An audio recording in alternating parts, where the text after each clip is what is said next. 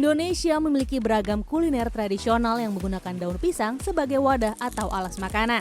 Tidak kalah dibanding origami, seni lipat daun pisang juga memiliki banyak bentuk dan teknik seperti pincuk, tum, samir, dan tempelang. Meski makanan yang dibungkus daun pisang cukup populer di tengah masyarakat, banyak yang belum mengenal nama lipatan daun pisang tersebut. Kurang tahu. Buat bungkus makanan jajanan gitu. Kayak kue pisang atau kue bugis gitu. Kalau lipetannya belum tahu, tapi kalau daunnya tahu saya. Biasa buat apa?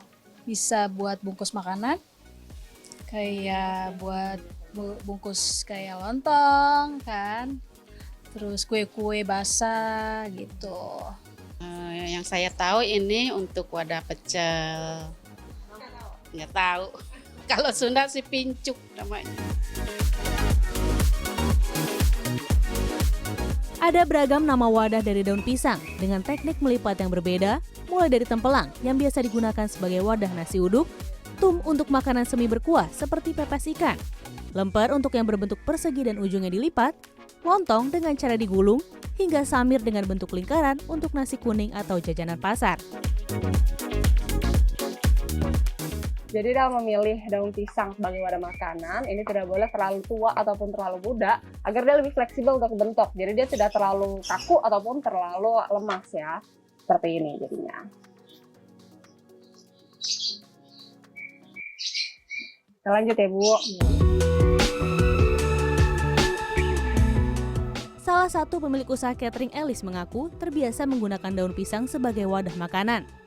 Hal ini ia lakukan sejak pertama kali berjualan nasi uduk pada 2010 untuk menambah kualitas makanan. Bungkus nasinya itu pakai daun pisang, jadi supaya nasi itu tidak basi dan wangi. Food stylist atau penata gaya kuliner Puji Purnama menjelaskan, bentuk lipatan daun pisang berbeda sesuai dengan fungsi dan jenis makanan. Alas datar misalnya untuk makanan kering, atau wadah cekung seperti mangkuk untuk makanan semi berkuah. Penamaan di setiap daerah pun berbeda. Selain itu menurutnya, daun pisang tidak hanya berfungsi sebagai penambah nilai estetika tampilan makanan, tetapi berperan sebagai pembungkus yang dapat menjaga keawetan makanan secara alami. Misalnya mereka akan membuat pepes, cara Jawa yang dibungkus itu mereka menyebutnya tum, kayak gitu ya. Terus ada lagi beda daerah sih, beda penamaan seperti Sunda dan Sunda dan Jawa. Daun pisang terkena sesuatu makanan hangat, nasi panas atau apa, itu pasti akan memberikan kolaborasi, mengenhance lagi cita rasa nasi makin sedap, gitu ya.